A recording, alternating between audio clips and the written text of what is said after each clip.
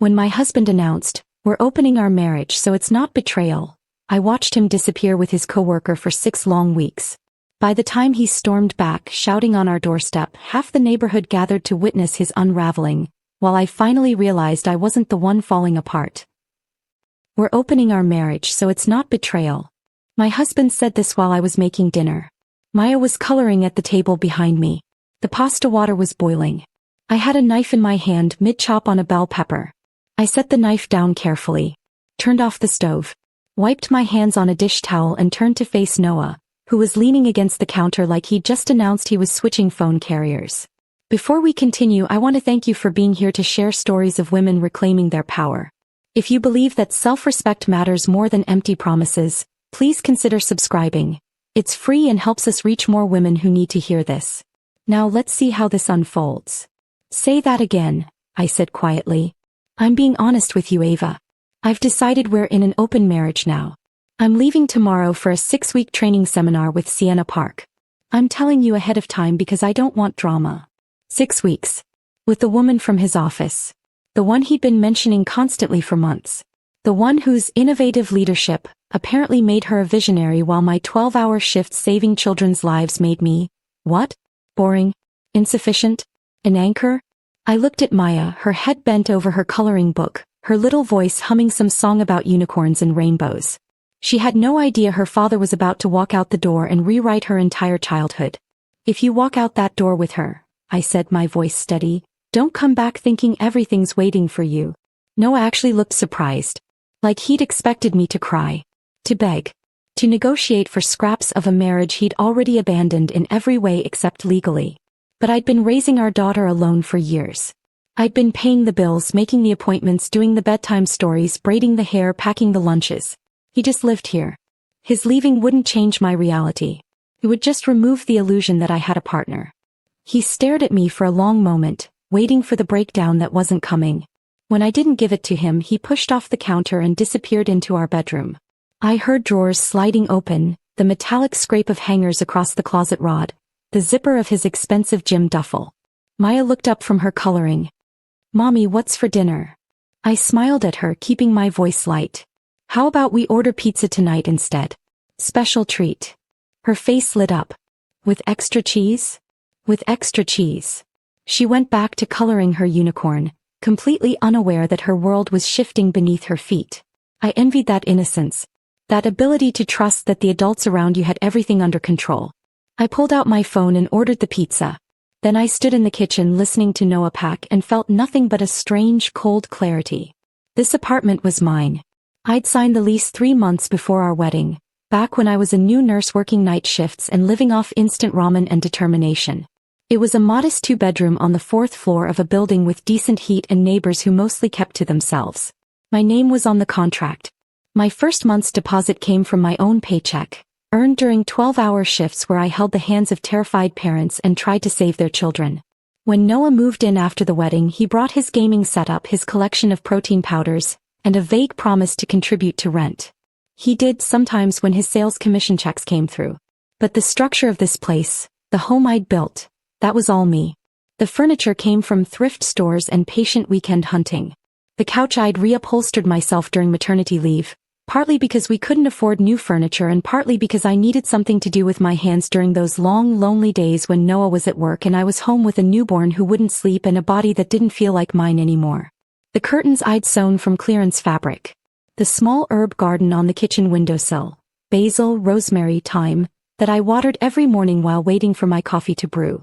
The framed photos on the walls that I'd chosen and hung myself because Noah said he wasn't good at decorating. Maya's bedroom was my proudest work. I'd painted the walls a soft lavender because she called it princess color. I'd spent an entire weekend doing 2 coats while she stayed at my mom's house, my back aching, my hands cramping, but determined to give her something beautiful. The glow-in-the-dark stars on her ceiling were arranged in real constellations, Big Dipper, Orion's Belt, Cassiopeia, that I'd researched and carefully positioned one night when Noah was out with Marcus.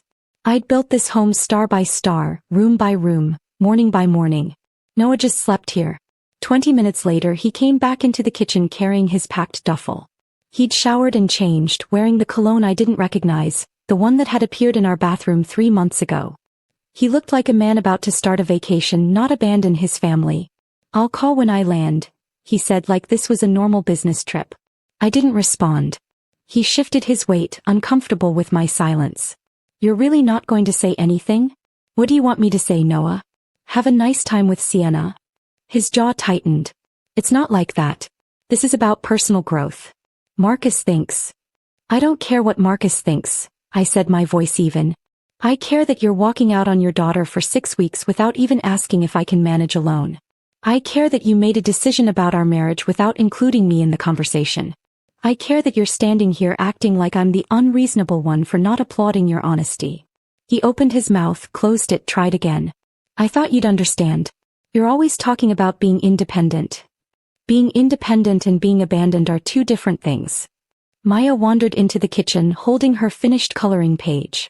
"Daddy, look. I made the unicorn purple with sparkles." Noah's face softened instantly, the mask slipping into place. He crouched down to her level.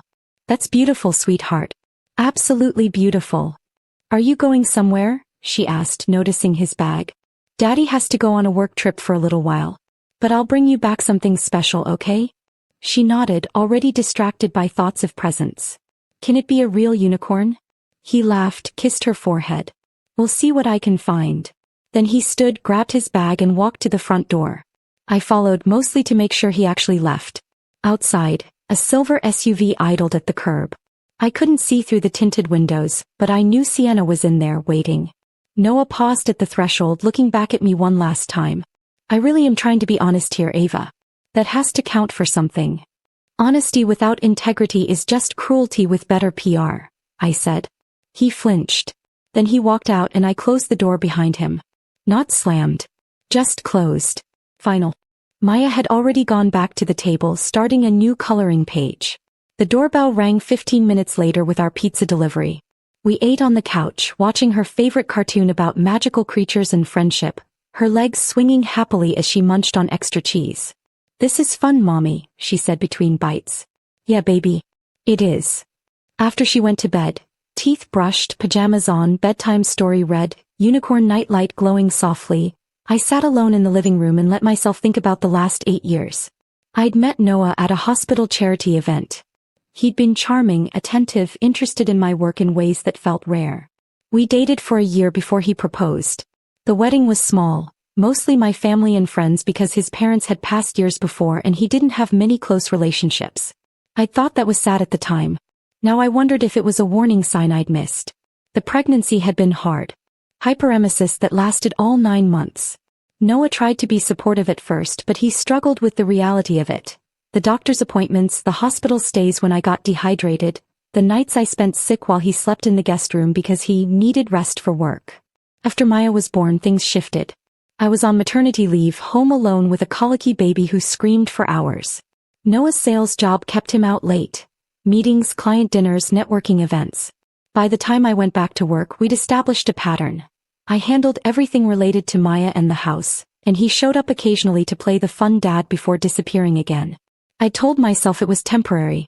That once Maya got older, once his career stabilized, once we got through this phase, things would balance out. But they never did. The breakfast table where I braided Maya's hair every morning while Noah slept in. The parent-teacher conferences I attended alone. The birthday parties I planned by myself. The midnight fevers and emergency room visits where I was the only parent present. The school permission slips with just my signature. The pediatrician who'd stopped asking when Maya's father would join us for appointments. I'd been a single parent for years. I just hadn't admitted it. Noah leaving didn't shatter my world. It clarified it. I picked up my phone and opened a new note. Started typing a list of everything I needed to do. Not revenge. Just practicality. I needed to protect Maya. Needed to protect myself. Needed to make sure that when Noah eventually realized his fantasy with Sienna wasn't sustainable, he wouldn't be able to walk back into this life and pretend nothing had changed. Because everything had changed. I'd just been too loyal, too hopeful, too committed to a partnership that only existed in my imagination. Not anymore. I looked around the apartment, my apartment, and felt something I hadn't felt in years. Not happiness exactly, but something close to it. Relief maybe. Or clarity. The weight of pretending had been heavier than I'd realized. Now that it was gone, I could finally breathe. Tomorrow I'd wake up at 5:30 like always. Make coffee in my chipped mug. Braid Maya's hair while she told me her dreams. Pack her lunch with a note tucked inside. Go to work and save lives. Come home and make dinner. Do bath time and bedtime stories. The routine wouldn't change. Because I'd been doing it alone all along. The only difference now was I'd stopped expecting anyone else to show up. The next morning I woke up at 5:30 to an alarm that felt different somehow. The apartment was quieter. Not in a sad way. Just emptier in a way I couldn't quite name yet. I made coffee in my chipped mug, the same routine as always, but my hands moved slower. I kept expecting to hear Noah's footsteps, the creak of the bedroom door, some sign that last night had been a bad dream. But the apartment stayed silent except for the hum of the refrigerator and the soft tick of the kitchen clock. Maya shuffled out of her room at 6:15, her unicorn pajamas wrinkled, her hair a mess of tangles. She climbed into her chair at the kitchen table and rubbed her eyes. "Where's Daddy?" she asked, voice still thick with sleep. I set a bowl of oatmeal in front of her, added a swirl of honey the way she liked. "He left early for his work trip, remember? He said goodbye last night." She thought about this while stirring her oatmeal into a soupy mess. Oh. Okay. That was it. No tears. No questions. Just acceptance. I braided her hair while she ate, my fingers moving through the familiar motions. Sectioning. Crossing. Pulling tight enough to hold but not hurt. I tucked a small elastic at the end and kissed the top of her head. "You're all set, baby." She ran to grab her backpack, already moving on to thoughts of show and tell and recess and whatever 6-year-olds think about when their world isn't falling apart. I drove her to school in silence, watching her in the rearview mirror as she looked out the window and hummed to herself. When I pulled up to the drop-off line, she unbuckled and leaned forward to hug me from the back seat. "Love you, Mommy." "Love you more, Maya." She hopped out, her unicorn backpack bouncing against her shoulders as she ran toward the entrance. I waited until she disappeared inside before I let myself breathe. Then I drove to the hospital and pretended everything was normal. My shift started at 7. Pediatric ICU 12 hours, no breaks except the ones you stole between emergencies. I changed into my scrubs in the locker room, pulled my hair into a ponytail and checked my phone one last time before stashing it in my locker. 3 texts from Noah. All sent within the last hour. Landed safely. Hotel is nice. Tell Maya I miss her. Nothing about me. Nothing asking how I was doing or if I needed anything or whether I'd slept at all after he walked out the door. I deleted the messages without responding and headed to the floor. My first patient was a 4-year-old named Liam who'd been admitted 2 days ago with pneumonia.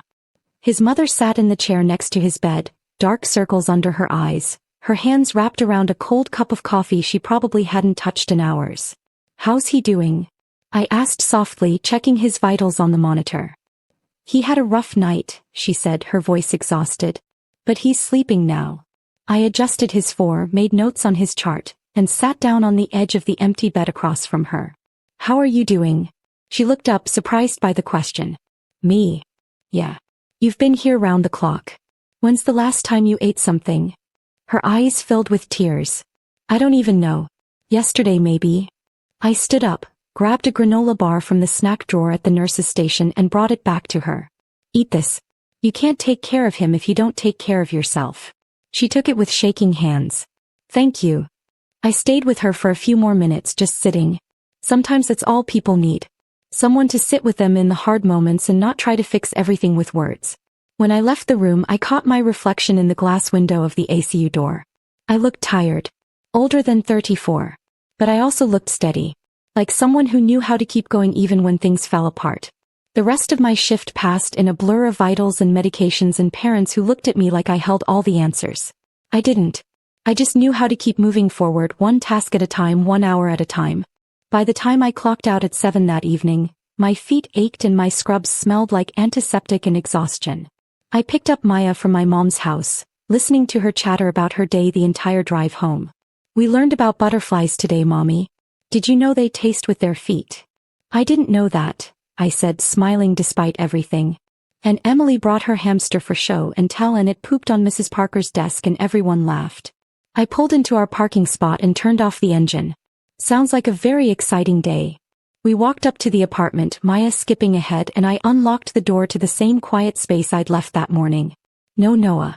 No signs he'd ever been here except for the empty closet space and the missing gaming console. I made dinner, mac and cheese from a box because I was too tired to cook anything complicated. We ate on the couch while Maya watched her favorite cartoon. After dinner I gave her a bath, read her 2 stories instead of 1 because she asked nicely, and tucked her into bed. "Is Daddy going to call tonight?" she asked as I turned on her nightlight. "Maybe tomorrow, baby. He's probably busy with his work stuff." She nodded, already half asleep, her stuffed unicorn tucked under her chin. I kissed her forehead and left the door cracked open, the soft glow of her nightlight spilling into the hallway. Then I went back to the living room and sat in the dark. My phone buzzed. Another text from Noah. A photo this time. Him and a group of people I didn't recognize, all dressed in business casual, standing in front of a conference room with a banner that read, "Leadership Excellence Summit." The message underneath, "Day 1 done. Intense but good." I zoomed in on the photo, searching the faces. Sienna wasn't in the frame, but I noticed the view through the window behind them. Palm trees and ocean. The kind of view you get at a resort, not a conference center. I screenshot the photo, saved it to a folder I'd started that morning titled, Documentation, and set my phone down. That's when I noticed the envelope on the counter. It was half hidden under a stack of mail I hadn't sorted yet. Plain white envelope, my name written on the front in Noah's handwriting. I picked it up slowly, my stomach tightening. Inside was a single piece of paper folded in half. I opened it. "Ava, I know this is hard, but I need you to understand that this is about me finding myself again. You've built such a solid life and I admire that. But I've been feeling lost for a long time. Marcus helped me see that I was shrinking myself to fit into a life that wasn't designed for who I'm becoming. This seminar is the first step toward reclaiming my potential. I hope you can support that even if you don't agree with how I'm doing it. I'll be in touch. Noah." I read it twice. Then a third time. He'd left me a breakup letter disguised as a self-help manifesto. He'd reframed abandoning his family as reclaiming his potential. He'd made himself the victim of a life he'd chosen, a marriage he'd agreed to, a daughter he'd helped create. And he wanted my support. I laughed. A short, sharp sound that surprised me in the quiet apartment. Then I folded the letter, put it back in the envelope, and added it to my documentation folder. My phone buzzed again. This time it was Tessa. "Wine night tomorrow. You, me, Bree, and Claudia. No excuses." I typed back, "I'll be there." She sent back a string of heart emojis and a gif of someone pouring an absurdly large glass of wine. I set my phone down and looked around the apartment. At the couch I'd reupholstered. The curtains I'd sewn. The photos on the walls. The life I'd built piece by piece while Noah floated through it like a guest who occasionally paid rent. He thought he was finding himself. I was finding out I'd never actually lost myself. I'd just been carrying dead weight for 8 years. I stood up, walked to the kitchen, and made myself a cup of tea. Then I pulled out my laptop and Googled family law attorney near me. It was time to stop reacting to Noah's choices and start making my own. The next morning I sat across from Delaney Morse in her law office on the 8th floor of a building downtown. Her office was simple, no nonsense. Bookshelves lined with legal texts. A desk clear except for a yellow legal pad and a coffee mug that said, "Nevertheless," she persisted. She was in her 50s with sharp eyes and graying hair pulled into a low bun. The kind of woman who'd seen every version of this story and had stopped being surprised years ago. "Tell me what's happening," she said, pen poised over her notepad. I laid it out plainly. The open marriage announcement. The 6-week departure. The text meant for someone else. Maya's routine. The apartment lease in my name. She listened without interrupting, taking notes in neat, precise handwriting. When I finished, she looked up. "You're in a stronger position than you think. But you need to document everything. Can you do that?" I nodded. She handed me a printed checklist. Daily routines. Communication logs. Financial records. Proof of primary caregiving. Screenshots of anything relevant. Text, social media, calls. Stay calm. Stay factual. Let him make the mistakes.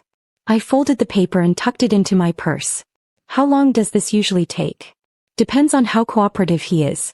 But given what you've told me, I'd say we file for temporary custody within the week. The rest follows from there. I left her office feeling steadier than I had in days. Not hopeful exactly, but clear. I knew what needed to be done. That night, after Maya was asleep, I opened a new note on my phone and started documenting our life. Wake up time, 6:30 a.m. Breakfast, Oatmeal with honey, sometimes toast with peanut butter. School drop-off. 7:45 a.m., Northwest parking lot entrance. After-school pickup. Grandma's house, 3:15 p.m. daily. Dinner. Homemade, age-appropriate, vegetables included. Bath. 7:30 p.m. lavender bubble bath. Bedtime story. Current rotation includes Uni the Unicorn and Dragons Love Tacos. Lights out. 8:30 p.m. I added every pediatrician appointment I'd scheduled alone. Every school permission slip I'd signed. Every medication I'd administered when Maya had strep throat last month. Every small, invisible piece of parenting that Noah had never noticed because he'd never had to. I wasn't building a revenge plot. I was building a record of reality. The truth didn't need embellishment. I just had to pay attention. I also started tracking Noah's absence. Days gone. Calls made. Calls missed. Background noises heard. Questions he didn't ask about Maya's life. The evidence assembled itself.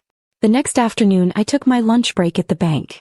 I sat across from a young account manager named Eric who looked fresh out of college but listened carefully as I explained my situation. I'm separating from my husband. I need to protect my income and establish financial independence. He nodded sympathetically and pulled up our accounts. We had one joint checking account for household expenses, funded almost entirely by my nursing salary, with Noah's sporadic commission deposits scattered throughout like afterthoughts. Eric helped me open a new individual checking and savings account in my name only. I transferred my next paycheck routing there. I calculated Noah's average monthly contributions over the past year, minimal, inconsistent, and left that amount plus a small buffer in the joint account. Clean. Fair. Documented. Then I logged into our phone carrier account and removed Noah's line from the family plan. He had his own income. He could manage his own phone bill. It took 11 minutes. 3 hours later my phone rang from an unknown number. Noah's voice exploded through the speaker. What happened to my phone service? Kept my voice level. Independence. You shut my phone off. Are you insane? No. Just organized. He made an exasperated sound. I'm at a seminar, Ava. I need my phone for work. Sounds like something Sienna can help you budget for. Silence. Then quieter, angrier. You're being petty. I'm being practical. You wanted to open our marriage and find yourself. I'm helping you do that independently. I hung up before he could respond. That weekend, Tessa and Brianna showed up at my apartment with coffee, storage boxes, and packing tape. We're helping you reclaim your space, Tessa announced, setting down her bag. We started in the bedroom closet. I pulled out Noah's clothes, the expensive button-downs he'd bought after meeting Marcus, the cologne collection that smelled like someone else's aspirations, the running shoes he'd worn twice before deciding he wasn't a running person. Everything went into boxes. Neatly folded. Labeled. Inventoried. We moved to the bathroom. His electric toothbrush. His elaborate skincare routine that was more extensive than mine. His hair gel that cost $30 a bottle. Then the living room. His gaming console. His collection of self-help books with titles like Unleash Your Potential and The Power of Radical Honesty. The framed photo of him at some company retreat, grinning like he'd just closed the deal of a lifetime. By late afternoon we had 12 boxes stacked by the door. Brianna rented a van. We loaded everything and drove to a storage facility 20 minutes away. I rented a unit in my name, added Noah as an authorized user so he could access it, prepaid for 1 month and wrote the gate code and unit number on an index card. We unloaded everything in 40 minutes. No drama. No ceremony. Just boundaries being drawn. On the drive back, Tessa glanced at me from the driver's seat. How do you feel? I looked out the window at the city passing by. Lighter. Good, she said. Because you've been carrying his weight for years. Back at the apartment, Claudia helped me change the locks. Front door deadbolt chain. She was a locksmith's daughter and had the whole thing done in under an hour. You good? She asked, handing me the new keys. Better than expected. That's because you're doing this clean, she said. No drama. No mess. Just boundaries. Later that evening, after my friends left, I sat on the couch with a cup of tea and looked around the apartment. It felt different. Not empty. Just mine. My phone buzzed. A text from Brianna with screenshots attached. Noah's Instagram stories. Posted throughout the day. Sunset over water. Tropical drinks with tiny umbrellas. An infinity pool reflecting perfect blue skies. One video showed a beachfront restaurant at dusk, Soft jazz playing, a woman's laugh barely audible before the clip cut off. The captions were corporate speak. Embracing growth. Investing in transformation. Leveling up. But the visuals told a different story. This wasn't professional development. This was a vacation funded by whatever lies he told his company. I screenshot everything. Noted the timestamps. The locations tagged, or suspiciously untagged. The comments from his coworkers, some envious, some confused. One comment stood out. Wait, I thought this conference was in Chicago? Noah hadn't responded. I forwarded everything to Delaney. Her reply was immediate. Perfect. This is exactly what we need. Keep collecting. I set my phone down and finished my tea. For the first time in weeks I felt something close to control. Not over Noah or his choices. But over my own response. Over the narrative. Over the life I was building for Maya and myself. Noah was living in his fantasy. I was building documentation. And when reality finally caught up to him I'd be ready. That night I tucked Maya into bed, read her an extra story because she asked nicely and kissed her forehead. Mommy, she said sleepily. Yeah, baby. Are you happy? The question caught me off guard. I smoothed her hair back, thinking about how to answer honestly without burdening her. I'm working on it, sweetheart. But I'm okay. We're okay. She nodded, satisfied, and closed her eyes. I turned on her nightlight and left the door cracked, the soft glow spilling into the hallway. Then I went to my room, sat on the edge of my bed and let myself feel the weight of the last 3 weeks. The exhaustion. The anger. The relief. The strange, unexpected hope that maybe, just maybe, this was the beginning of something better. Not because Noah left, but because I was finally stopping the performance. Stopping the pretending. Stopping the carrying of dead weight. I was building something real.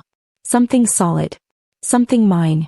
And for the first time in 8 years that felt like enough. The following Tuesday Maya's school called during my lunch break. Ms. Whitmore? This is Principal Garrett. Maya's fine, but we need you to come in for a quick conversation if you're available this afternoon. My stomach dropped. What happened? Nothing serious. Just a small incident during recess. We'd like to discuss it in person. I checked the time. My shift ended at 3. I can be there by 3:30. That works. See you then. I spent the rest of my shift distracted, running through possibilities. Maya wasn't a troublemaker. She was quiet, sweet, the kind of kid teachers loved. What could have happened? When I arrived at the school, Principal Garrett met me in her office. A small room with motivational posters and a desk covered in paperwork. She smiled warmly and gestured to a chair. Thanks for coming in, Ms. Whitmore. Like I said, Maya's okay. But her teacher noticed she's been quieter than usual lately. And today during recess, another student asked where her dad was and Maya said, he left because mommy wasn't good enough. The words hit me like ice water. She said that. Principal Garrett nodded gently. Mrs. Parker thought it was important we let you know. Kids process things in unexpected ways. Has there been a change at home recently? I took a breath, choosing my words carefully. My husband and I are separating. He's been gone for about a month. I've tried to keep things stable for Maya, but I guess she's picking up more than I realized. That makes sense. Kids are perceptive. Has she talked to anyone about it? A counselor maybe? Not yet. I've been focused on keeping her routine consistent. But I can look into that. She handed me a pamphlet. The district has a family counselor who specializes in helping kids navigate divorce and separation.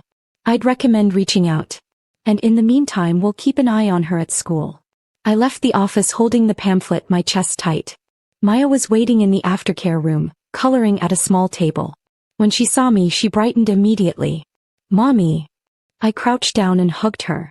Hey baby. Ready to go home? She nodded, gathering her things.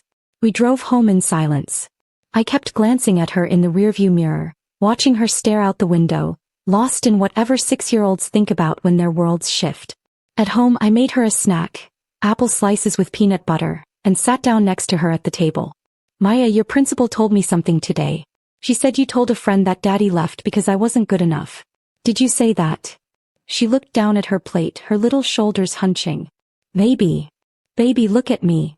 She did, her eyes wide and uncertain. Daddy didn't leave because of me. And he didn't leave because of you. Sometimes grown-ups make choices that don't make sense and it's not anyone's fault. Okay. She nodded slowly. But he's been gone a long time. I know. And I'm sorry. But you and I are okay.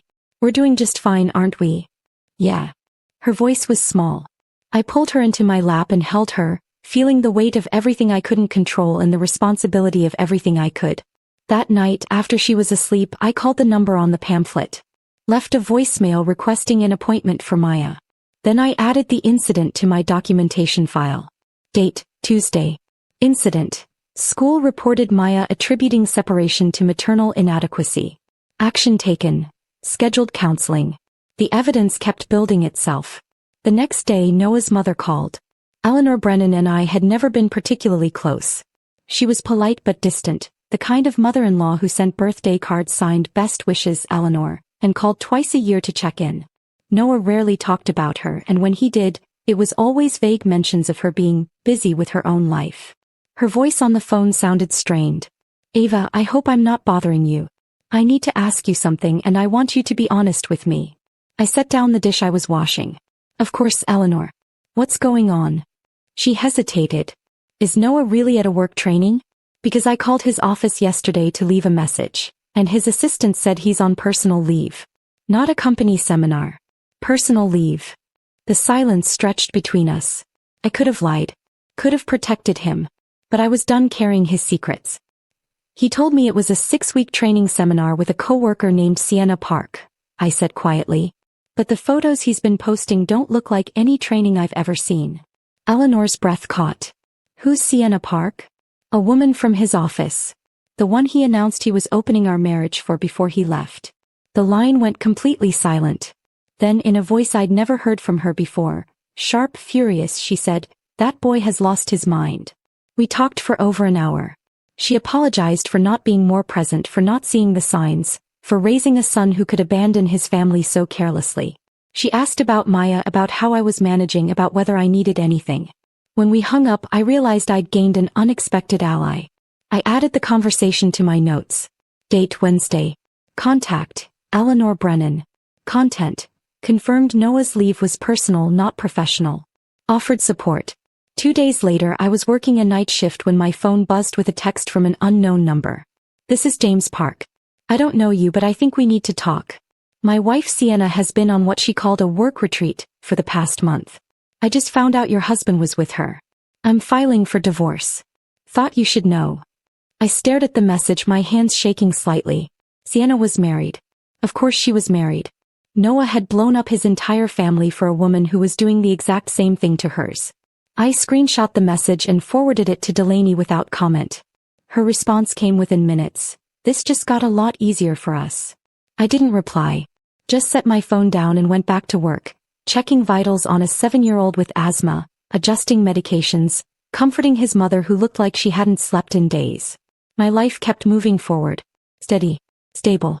Grounded in things that mattered. Noah's life was collapsing under the weight of his own choices. That weekend I took Maya to the park. It was a sunny Saturday afternoon, the kind of day that felt too beautiful for everything we were going through.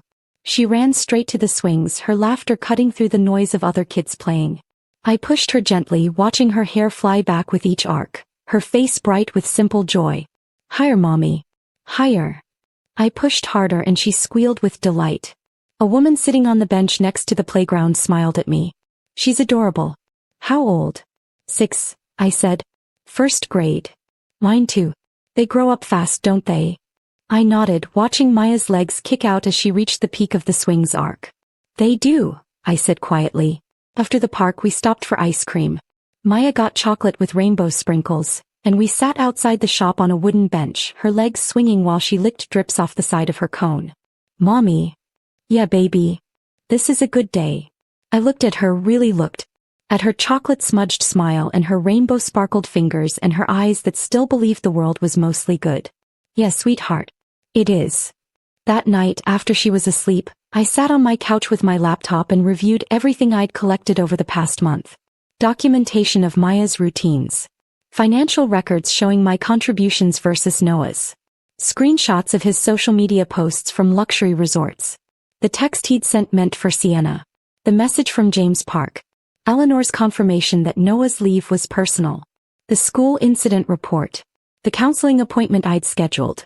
Everything told the same story. I'd been the stable parent. The present parent. The one who showed up. Noah had been a guest star in his own family's life. And now that guest star was about to find out that you can't walk away from responsibility and expect to walk back into comfort. I closed my laptop and looked around my apartment. The couch I'd reupholstered. The curtains I'd sewn. The photos I'd hung. The life I'd built while he floated through it. This was mine. And I was going to protect it. The next morning I woke to a text from Delaney. Temporary custody petition filed. Court date set for 2 weeks from today. Stay the course. I stared at the message, letting the reality settle. This was happening. I was taking legal action to protect my daughter. Not out of spite. Not out of revenge. Out of necessity. I forwarded the message to Eleanor with a brief note. Thought you should know. I'm moving forward with custody. Her response came within minutes. Good. You have my full support. Whatever you need. I set my phone down and got Maya ready for school, the routine grounding me in the present moment. Braiding her hair. Packing her lunch. Writing today's note. You are loved beyond measure. She read it at breakfast and smiled. Mommy, you always write the best notes. I always mean them, baby. After I dropped her off, I drove to work listening to the morning news on low volume, my mind already running through the day ahead. Another 12-hour shift. Another stack of patient charts. Another round of worried parents who needed reassurance that their children would be okay. But halfway through my shift, my phone buzzed with a notification that made my stomach tighten. A voicemail from Noah. The first one in over a week. I waited until my lunch break to listen to it, sitting in the hospital cafeteria with a cold sandwich I had no appetite for. His voice came through strained, rushed. Ava, we need to talk. Things here are complicated. I'm coming home earlier than planned. I'll be back this weekend. We need to figure some things out. Call me. I deleted the voicemail without calling back. He was coming home early. That meant something had gone wrong. And whatever it was, I didn't need to hear his version first. That evening, Brianna called while I was making dinner. Ava, you need to see this. See what? Check the group chat. Now. I put her on speaker and opened our group text.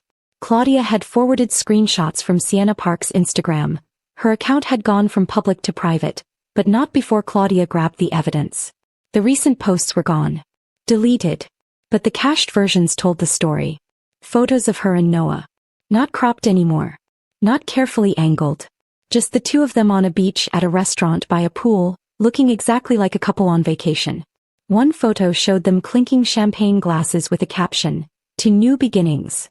Another showed them at sunset, his arm around her waist, her head on his shoulder. The timestamps matched Noah's training seminar timeline perfectly. She scrubbed her entire account an hour ago, Brianna said through the phone. But the internet is forever. I got everything. I forwarded the screenshots to Delaney without comment. Her response, beautiful. Absolutely beautiful. This is a gift. I sat down at the kitchen table staring at the photos. At Noah looking happier than I'd seen him in years. At Sienna looking like she'd won some kind of prize. Maya wandered in, her homework half finished. Mommy, can you help me with my math? I closed my phone. Of course, baby. Show me what you're working on. We sat together at the table working through addition problems, her little hand gripping her pencil too tight the way she always did. I guided her gently, correcting mistakes, celebrating successes, being present in the moment that mattered. Because this was real. This was what counted. Not whatever fantasy Noah was living in. On Friday afternoon, Eleanor called again. Ava, I spoke with Noah this morning. He called me from the airport. He's flying back tomorrow. I know. He left me a voicemail. She hesitated. He sounded defensive. He wouldn't tell me what happened, just that the seminar didn't go as planned, and he needed to come home and sort things out. I leaned back against my couch, exhausted. Eleanor, I need to tell you something. I've filed for temporary custody of Maya. The court date is in 2 weeks. Silence. Then quietly, I think that's the right decision. You do. Ava, I raised that boy. I know his patterns. He runs when things get hard. He charms his way out of accountability. I love him, but I won't pretend he's being a good father right now. Maya needs stability. You're giving her that. My eyes burned. Thank you. That means more than you know. I'd like to see Maya this weekend if that's all right. Take her to the Children's Museum, maybe get ice cream after. Give you some space when Noah shows up. She'd love that. We made plans for Saturday afternoon. After we hung up, I sat in the quiet apartment and felt something shift. A loosening of the isolation I'd been carrying. I wasn't alone in this. I had allies. People who saw the truth and chose to stand with me. That night, I tucked Maya into bed and sat on the edge of her mattress longer than usual. "Mommy, you okay?" she asked, her unicorn tucked under her chin. "Yeah, baby. Just thinking." "About Daddy?" I smoothed her hair. "A little. But mostly about you. About how proud I am of you." "For what?" "For being brave. For being kind. For being you." She smiled sleepily. "You're brave too, Mommy." I kissed her forehead and turned on her nightlight, leaving the door cracked the way she liked. In the hallway, I leaned against the wall and let myself feel the weight of what was coming. Noah would be back tomorrow. He'd show up expecting, what? Forgiveness. A reset button? A wife who'd waited patiently while he played out his midlife crisis? He'd find none of those things. He'd find locked doors. Packed belongings in storage. Legal documents. Boundaries. And a woman who'd stopped waiting for him to become the partner she deserved. Saturday morning arrived with gray skies and the kind of heavy clouds that threatened rain. I woke early, made coffee, and sat at the kitchen table reviewing my documentation one last time. Everything was organized, categorized, dated, backed up in 3 separate locations. I was ready. Eleanor picked up Maya at noon, her face warm and grandmotherly in a way I'd never seen before. Maya ran to her with excitement, chattering about the dinosaur exhibit she wanted to see at the museum. "We'll have her back by 5, Eleanor said, giving me a meaningful look. "You take care of what you need to take care of." "Thank you, Eleanor." She squeezed my hand once before leaving. I spent the afternoon cleaning the apartment. Not because it needed it, but because I needed the rhythm of the work. Vacuuming, dusting, organizing, creating order in the space I controlled. At 3 o'clock my phone buzzed. A text from Noah. "Just landed. Can I come by around 4? I replied, "No. Your things are in storage. The address and code are on a card I'll leave with the building manager." 3 dots appeared. Disappeared. Appeared again. "Ava, we need to talk face to face." "No, we don't. Anything you need to say can go through my attorney. Her contact information is attached." I forwarded Delaney's business card and muted the conversation. The buzzing started immediately. Call after call. Text after text. I ignored all of it. At 4:15 someone started pounding on my apartment door. I looked through the peephole. Noah stood there, gym bag at his feet, phone in his hand, frustration written across his face. "Ava. I know you're in there. Open the door." I stepped back, my heart pounding but my resolve steady. "Ava, come on. This is ridiculous." Mrs. Dalton from down the hall opened her door, peering out with concern. I opened my door just wide enough to be heard but not enough to invite him in. "Noah, you need to leave. This is my apartment. You don't live here anymore." His face shifted from frustration to disbelief. "What are you talking about? Of course I live here." "No. You left. You chose to leave. And I've chosen to move forward without you. You can't just." "I can. And I have. Your belongings are in storage. The information is with the building manager downstairs. If you need anything else, contact my attorney." I closed the door. Locked it. Chain and all. The pounding started again. Louder. Mrs. Dalton's voice cut through. "Young man, if you don't stop that noise, I'm calling the police." The pounding stopped. I stood on the other side of the door, listening to Noah's retreating footsteps, his muttered curses, the elevator ding. Then silence. I walked to the window and watched him exit the building, dragging his bag behind him, phone pressed to his ear, pacing the parking lot like a man who'd just realized the game was over. And for the first time in 6 weeks I felt something close to victory. Not because I'd hurt him, but because I'd protected myself. And that was enough. An hour after Noah left the parking lot, my phone started ringing again. Different number this time. I didn't recognize it, but I answered anyway, stepping into my bedroom and closing the door while Maya watched her cartoons in the living room. "Ms. Whitmore? This is Officer Ramirez from the police department. We responded to a call at your residence earlier today." "Yes, I remember. I'm calling as a follow-up. Your husband has filed a report claiming you've illegally denied him access to his home and possessions. I wanted to get your side documented properly." I sat on the edge of my bed, keeping my voice steady. "The apartment is leased solely in my name. I have the original contract dated 3 months before our marriage. My husband left voluntarily 6 weeks ago. I stored his belongings in a secure unit that he has full access to. I have receipts, photos, and the access information I provided to him. Can you email those documents to this address? He rattled off an email. And for the record, based on what I saw today and what you're telling me now, this is clearly a civil domestic matter. But documentation helps everyone. I'll send everything tonight. Appreciated. And Ms. Whitmore? For what it's worth, you handled that situation with a lot of grace. Not everyone can stay that calm. After we hung up, I forwarded everything to the officer and copied Delaney. Her response came immediately. He's flailing. Good. Let him dig his own hole. Maya appeared in my doorway, holding her stuffed unicorn. Mommy, is Daddy going to live here again? I patted the bed next to me. She climbed up and I wrapped my arm around her small shoulders. No, baby. Daddy's going to have his own place. But you'll still see him. Just differently than before. She was quiet for a moment, processing.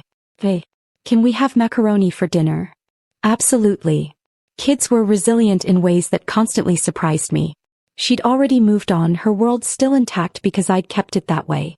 We made dinner together, her standing on a stool next to me, stirring the pasta while I shredded cheese. Normal. Routine. Safe.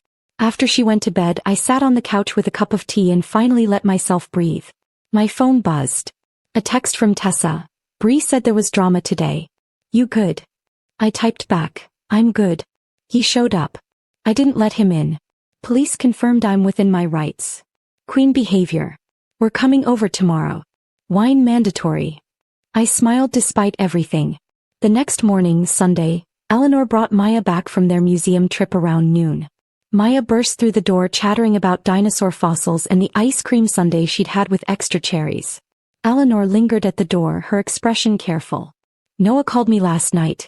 He's staying at some extended stay hotel near the highway. He's not handling this well. I know. He tried to force his way in yesterday. The police had to tell him it's a civil matter. She closed her eyes briefly. I'm sorry, Ava. I'm sorry you're dealing with this. It's not your fault. Still, I raised him to be better than this. She paused. For what it's worth, I told him he made his choices and now he has to live with the consequences. He didn't want to hear it. Thank you for supporting Maya through this. It means everything. He squeezed my hand. She's my granddaughter. That doesn't change because my son is being a fool. After she left, I spent the afternoon with Maya at the park again, pushing her on the swings, catching her at the bottom of the slide, being present in the simple moments that mattered. That evening, Tessa, Brianna, and Claudia showed up as promised, armed with wine and takeout. Okay, we need the full story, Tessa said, pouring generous glasses for all of us while Maya slept down the hall. I told them everything. The pounding on the door. The parking lot scene. Marcus trying to play life coach. Maya hiding behind my leg. The police confirming my rights. Marcus was there? Brianna asked, incredulous. That man has the audacity of a game show host. He's probably already dropped Noah, Claudia said. Guys like that only stick around when it's convenient. He was right. 2 days later, I got a message from a mutual acquaintance. Marcus deleted all his photos with Noah and posted something about protecting his energy from toxic situations. Thought you should know. I screenshot it and added it to my documentation folder. The alliance was crumbling exactly as I'd expected. On Tuesday, Delaney called during my lunch break. We got a response from Noah's attorney. He's requesting joint custody and claiming you've been alienating Maya from him. I nearly choked on my water. Alienating? He abandoned us for 6 weeks. I know. And his attorney knows that's a weak argument. This is posturing. They're trying to see if you'll fold. Don't. I won't. Good. Our court date is in 10 days. Between the lease, the documentation of Maya's routine, his social media posts, the witness statements from the parking lot scene, and now the police report, we're in an excellent position. Just stay steady. I will.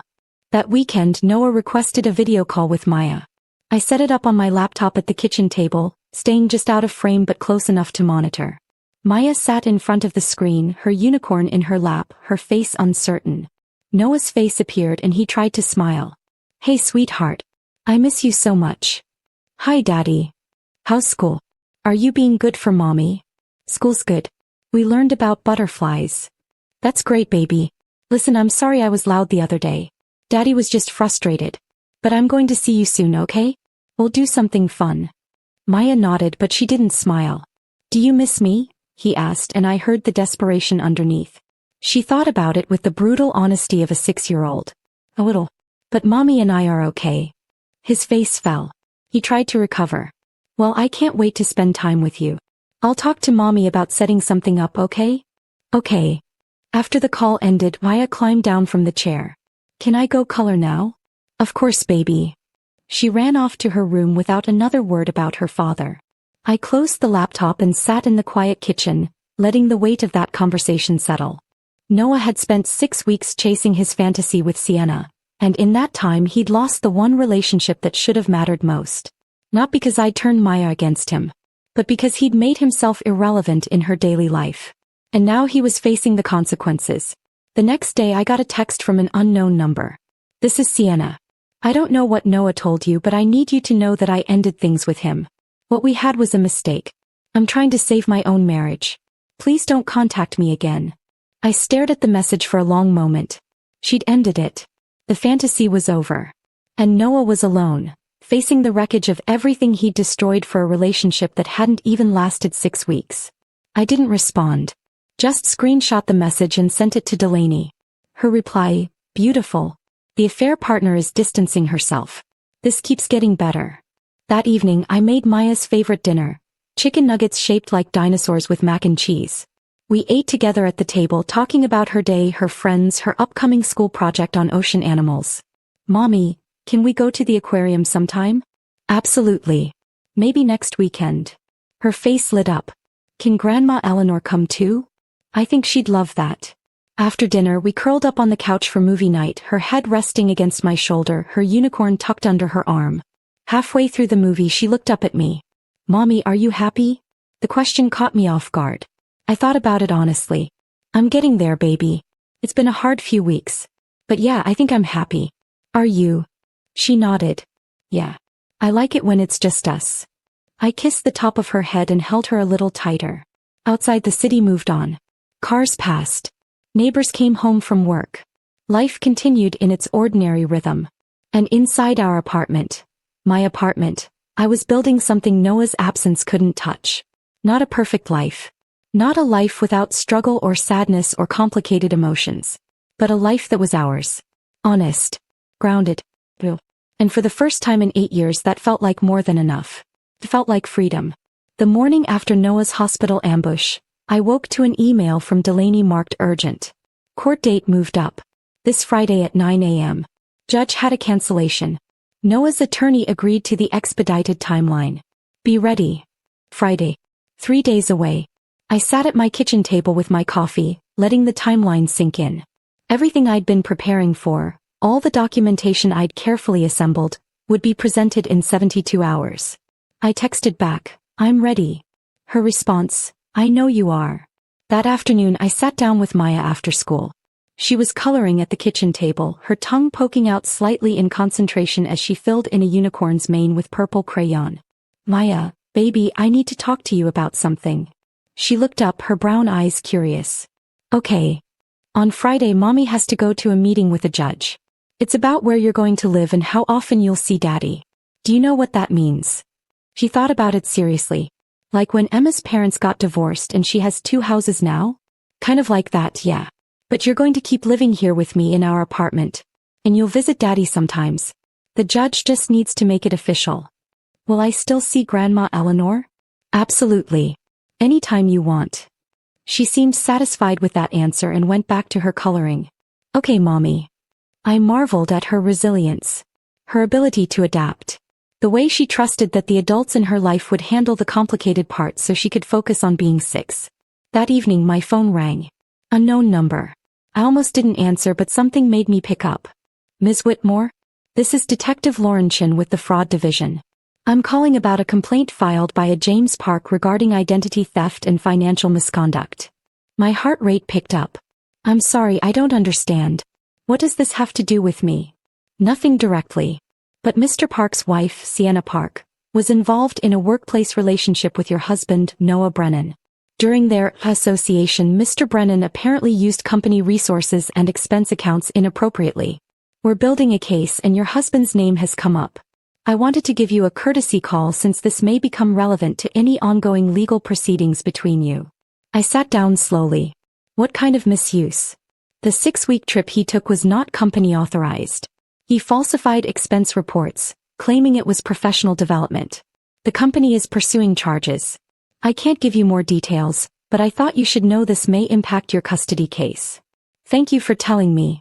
After we hung up, I immediately called Delaney and relayed the conversation. She was quiet for a moment, then, "This is significant, Ava. If he's facing criminal charges for fraud, that changes everything. Forward me the detective's contact information. I'll reach out." I sent it and sat in my quiet apartment processing. Noah hadn't just destroyed our marriage. He'd potentially destroyed his career, his reputation, his future earning potential. All for 6 weeks with a woman who'd already cut him off. The fantasy had cost him everything. The next day, Wednesday, I was folding laundry when my phone buzzed with a group text. "Tessa, emergency wine night. Tonight. My place. Non-negotiable. Brianna, I'll bring reinforcements. Claudia, already on my way." I smiled despite everything. "I'll be there. Mom's watching Maya." That evening, I walked into Tessa's loft to find all 3 of them waiting with Chinese takeout, wine, and the kind of supportive energy that only real friends can provide. "Okay, catch us up," Tessa said, pouring wine. "Court's Friday, right?" I told them everything. The moved-up court date. The detective's call. Noah's fraud charges. The way his entire life was imploding while mine was stabilizing. "Karma is real," Brianna said, raising her glass. "And she's spectacular." Claudia leaned forward. "How are you feeling about Friday?" "Nervous." "Surprisingly calm," I admitted. "I've done everything right. I have the documentation. The witnesses. The evidence. I know Maya's better off with me." "Damn right she is," Tessa said fiercely. We spent the evening talking about everything except Noah. My upcoming shifts at the hospital. Brianna's terrible dating app experiences. Claudia's new apartment renovation. Tessa's yoga studio expansion plans. Normal conversation between friends who'd weathered storms together and come out stronger. When I got home around 10, my mom was asleep on my couch and Maya was tucked into bed, her nightlight glowing softly. I covered my mom with a blanket, checked on Maya one more time, and sat in my bedroom with the binder I'd assembled. Every piece of evidence. Every document. Every screenshot and receipt and witness statement. The story it told was clear. I'd been the present parent all along. Noah had been a guest star who decided the show wasn't interesting enough. Thursday passed in a blur of last-minute preparations. I confirmed my mom would take Maya to school and pick her up. I pressed my most professional outfit, a gray pantsuit I'd worn to exactly one job interview years ago. I reviewed my timeline with Delaney over the phone. "Remember," she said, "stay calm. Answer questions directly. Don't editorialize. Don't let emotion take over. The facts speak for themselves." "I understand. You're going to do great, Ava. I've seen a lot of cases. Yours is as solid as they come." That evening, I tucked Maya into bed and held her a little longer than usual. "Big day tomorrow, Mommy?" she asked sleepily. "Yeah, baby. But a good one. Hey. Love you. Love you more." I turned off her light and stood in the doorway for a moment, watching her sleep, her chest rising and falling in the peaceful rhythm of childhood. This was what I was fighting for. Not revenge. Not vindication. Just the right to keep giving her this safety, stability, peace. Friday morning arrived cold and gray. I woke at 5, too nervous to sleep. Made coffee. Reviewed my notes one last time. Put on my gray suit and the small pearl earrings my grandmother had given me. My mom arrived at 6:30 to get Maya ready for school. "You look strong," she said, hugging me at the door. "You've got this." "Thanks, Mom." I drove downtown to the courthouse, parked in the garage and took the elevator to the 3rd floor. Delaney met me outside the courtroom, looking every bit the professional warrior in a sharp black suit. "Ready?" she asked. "Ready." We walked in together. The courtroom was smaller than I'd imagined. Wood paneling. Fluorescent lights. A bench where the judge would sit. A few rows of seats. Noah was already there with his attorney, a young man who looked fresh out of law school, shuffling papers nervously. Noah looked different. Thinner. Tired. His expensive clothes hung looser than they had 6 weeks ago. When he saw me, something flickered across his face. Regret, maybe. or just exhaustion? I sat down next to Delaney and didn't look at him again. At 9 o'clock sharp the bailiff called, "All rise." Judge Patricia Morrison entered. A woman in her 60s with steel-gray hair and reading glasses on a chain around her neck. She sat, reviewed the files in front of her and looked up. "This is a petition for temporary custody in the matter of Brennan versus Whitmore. Let's begin." Delaney stood. "Your Honor, my client Ava Whitmore is seeking primary physical custody of the minor child, Maya Brennan, age 6. We have extensive documentation showing Ms. Whitmore has been the primary caregiver throughout the child's life, and that the respondent Noah Brennan voluntarily absented himself from the family home for 6 weeks, during which time he maintained minimal contact with his daughter." Noah's attorney stood. "Your Honor, my client took a leave for personal development which he communicated to Ms. Whitmore. He maintains that he's been unfairly locked out of his home and denied access to his child." Judge Morrison looked at him over her glasses. "Counselor, the home in question is leased solely in Ms. Whitmore's name, correct?" The young attorney hesitated. "Yes, Your Honor, but..." "Then there's no illegal lockout. Continue, Ms. Morse." Delaney presented everything. The lease. The documentation of Maya's daily routines. The school records showing I'd been the only parent listed for emergency contacts. The pediatrician's records. The screenshots of Noah's social media showing luxury vacation activities during his claimed training seminar. The police report from the parking lot incident. The witness statement from Mrs. Dalton. Eleanor's written statement supporting my custody petition. The judge reviewed each piece in silence. Then she looked at Noah. "Mr. Brennan, did you or did you not voluntarily leave the family home for 6 weeks?" Noah stood. "Yes, Your Honor, but I was trying to improve myself." "That's a yes or no question, Mr. Brennan." "Yes." "And during those 6 weeks, how many times did you have in-person contact with your daughter?" He hesitated. "None, Your Honor. But I called." "How many calls?" His attorney whispered something. Noah cleared his throat. "Approximately 8 times. 8 calls in 6 weeks. The judge made a note. "Ms. Whitmore, how many times did you maintain the child's routine during that period?" I stood. "Every day, Your Honor." She nodded. "Sit down, please." She reviewed the documents for another few minutes. Then she looked up. "Based on the evidence presented, I'm granting primary physical custody to Ms. Whitmore. Mr. Brennan will have supervised visitation, 2 hours per week, pending completion of a parenting course. We'll revisit the arrangement in 6 months. Child support will be calculated according to state guidelines. Any questions?" Noah's attorney started to speak, but Noah put a hand on his arm. "No, Your Honor." "Then we're adjourned." The gavel came down. It was over. I walked out of that courtroom with Delaney, my legs shaking, my heart pounding, my mind struggling to process that I'd won. Not just won. Protected everything that mattered. Outside, Delaney turned to me. "You did beautifully. Now go home to your daughter." I hugged her. "Thank you. For everything. You did the work, Ava. I just presented it."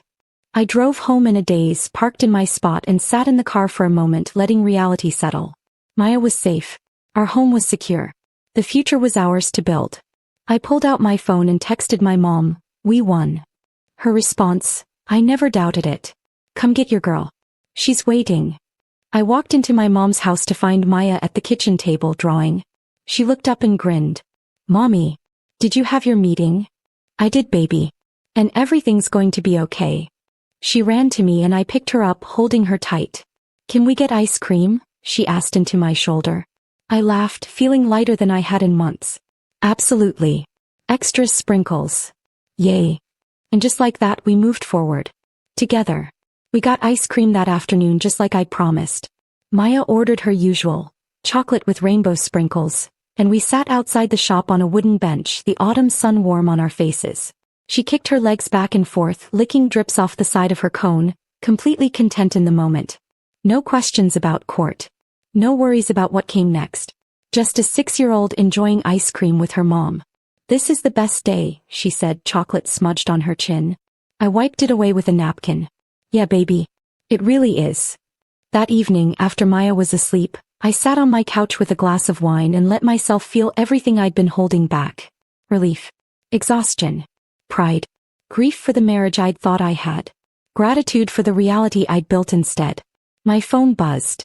A text from Eleanor. Noah called me. He told me about the custody ruling. I told him it was fair. I hope you and Maya are doing well. Would love to take her to the aquarium next weekend if you're open to it. I typed back, she'd love that. Thank you for everything, Eleanor. Thank you for being the mother she deserves. I set my phone down and looked around my apartment. The quiet. The peace. The space that was finally fully mine. This was what winning looked like. Not dramatic. Not loud. Just steady earned real. The next few months passed in a rhythm that felt almost boring in the best way possible. School drop-offs. Bedtime stories. Weekend park visits. Grocery shopping. Laundry. The ordinary cadence of life that I'd been craving without realizing it. Noah's supervised visitation started 3 weeks after the court ruling. 2 hours every Saturday afternoon at a family center downtown. I'd drop Maya off, wait in the parking lot for 2 hours, then pick her up. The first few visits were awkward. Maya would come out quiet, processing, not sure how to reconcile the daddy who left with the daddy who now showed up for scheduled 2-hour blocks. But slowly she adjusted. Started talking about their visits casually. Daddy and I played board games today. Daddy brought me a stuffed unicorn. Small, simple moments that didn't erase what had happened but created something new. I never asked for details. Never pressed.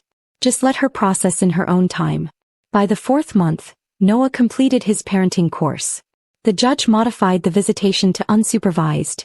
Every other weekend, Saturday morning to Sunday evening. Still no overnights but progress. The first time I dropped Maya off at Noah's new apartment, my stomach churned with anxiety. It was a bland corporate complex near the highway, the kind of place people lived temporarily between better options. Maya held my hand as we walked to his door. You'll be okay, baby. Daddy will take good care of you. And I'll pick you up tomorrow night. She nodded, braver than I'd been at her age. Noah answered the door looking more put together than he had in months. Clean-shaven. Reasonable clothes. An attempt at stability. Hey, Maya. His smile was genuine but careful, like he was still learning how to be her dad again. She waved. Hi, Daddy. I handed him her overnight bag. She has her unicorn and her favorite pajamas. Bedtime is 8:30. No sugar after 6. She'll need her inhaler if she starts wheezing. It's in the side pocket. He took the bag. I've got it, Ava. Our eyes met briefly. I saw something there, regret maybe. Or just exhaustion. I didn't care enough to analyze it. Call me if you need anything, I said to Maya, kissing her forehead. Okay, Mommy. Love you. Love you more. I walked back to my car, forcing myself not to look back, trusting that she'd be okay. And she was. When I picked her up Sunday evening, she was tired but happy, chattering about the movie they'd watched and the pancakes Noah had made for breakfast. Did you have a good time? I asked. Yeah, it was fun. But I missed you. I missed you too, baby. That became our routine. Every other weekend she'd go to Noah's. And every time I'd spend those 36 hours adjusting to the quiet apartment, remembering what it felt like to have time to myself. I started going to yoga classes with Tessa. Picked up the novel I'd been trying to read for 2 years. Reorganized my closet. Small acts of reclaiming my own life. 6 months after the divorce was finalized, Maya's teacher, Ms. Rivera, requested a parent meeting. I walked into her classroom after school, my stomach tight with worry. She gestured to a small chair across from her desk. Thanks for coming in, Ms. Whitmore. Is everything okay? She smiled warmly. Everything's wonderful, actually. I wanted to meet because Maya has shown remarkable resilience this year. She's thriving academically, reading above grade level, excelling in math. But more than that, she's kind to her classmates. She's confident. She talks about you with such obvious love and security. My throat tightened. We've had a difficult year. I know. It's in her file. But whatever you're doing at home, it's working. She feels safe. And that's the foundation for everything else. I left that meeting with tears in my eyes and a lightness in my chest I hadn't felt in years. Maya was okay. More than okay. She was thriving. Because I'd made the hard choices. Set the boundaries. Fought for stability when everything was chaos.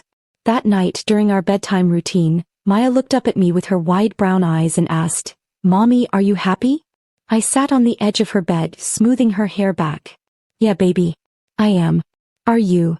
She nodded seriously. Yeah. I like our life. Me too, sweetheart. Me too. I kissed her forehead, turned on her nightlight and left the door cracked. In the hallway, I leaned against the wall and let myself feel the full weight of what we'd survived. The betrayal. The abandonment. The fight. The rebuilding. And we'd made it. Together.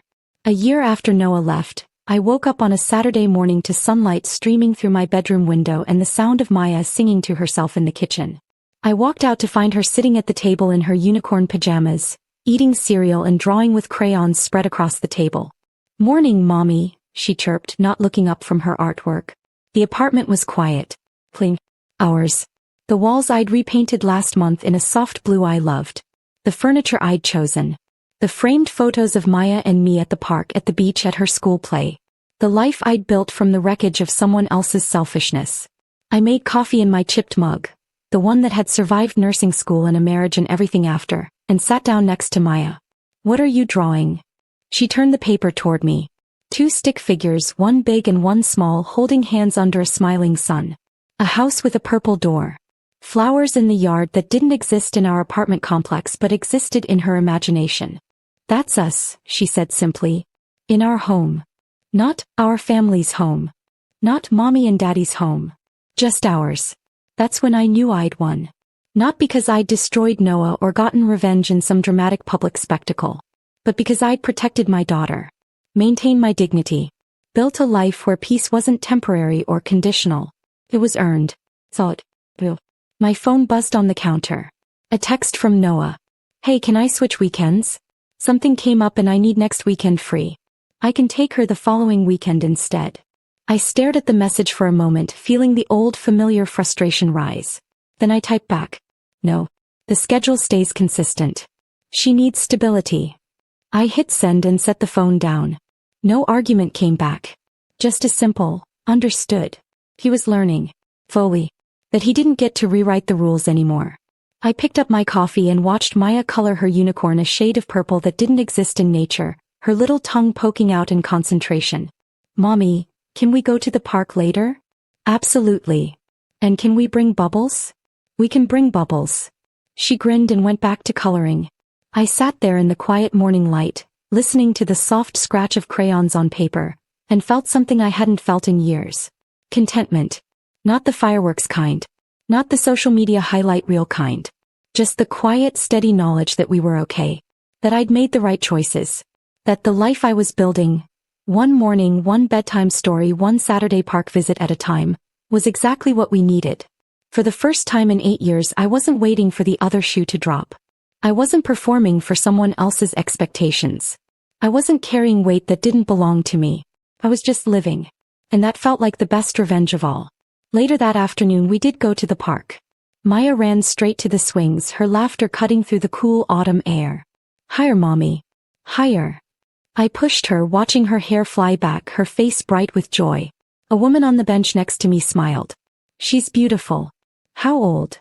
6. First grade. They grow up so fast. "They do." I pushed Maya higher and she squealed with delight, her small hands gripping the chains, her whole body leaning into the motion. And I thought about everything that had brought us here. The announcement that shattered my marriage. The 6 weeks of silence. The evidence I'd collected. The boundaries I'd set. The court hearing. The divorce. The rebuilding. All of it had led to this moment. My daughter laughing on a swing. Me standing behind her, steady and present. The sun breaking through the clouds. A future that was ours to build. It wasn't the life I'd planned 8 years ago when I married Noah. But it was better. Because it was real. And it was enough. Maya hopped off the swing and ran toward the slide, calling back, "Come on, Mommy. Race you." I laughed and jogged after her, feeling lighter than I had in years. We played until the sun started to set, painting the sky in shades of pink and orange. On the drive home, Maya fell asleep in the back seat, her head tilted against the window, her unicorn clutched in her arms. I glanced at her in the rearview mirror and felt my chest swell with something fierce and protective and proud. We'd survived. We'd rebuilt. And we were going to be just fine. Better than fine. We were going to be happy. The kind of happiness you earn by choosing yourself, protecting what matters and refusing to settle for less than you deserve. I pulled into our parking spot, turned off the engine and sat for a moment in the quiet. Then I gently woke Maya, carried her sleepy form up to our apartment and tucked her into bed. "Love you, Mommy," she mumbled, already half asleep again. "Love you more, baby. Always." I turned on her nightlight, closed the door softly, and walked into the living room of the home I'd built. The life I'd fought for. The peace I'd earned. And for the first time in a very long time I felt complete. Not because I had a partner, but because I had myself. And that was more than enough. If this story of earned justice had you hooked from beginning to end, hit that like button right now. My favorite part was when Maya stepped behind her mother's leg in that parking lot, choosing safety over performance. What was your favorite moment? Drop it in the comments below. Don't miss more empowering stories like this. Subscribe and hit that notification bell so you never miss an upload.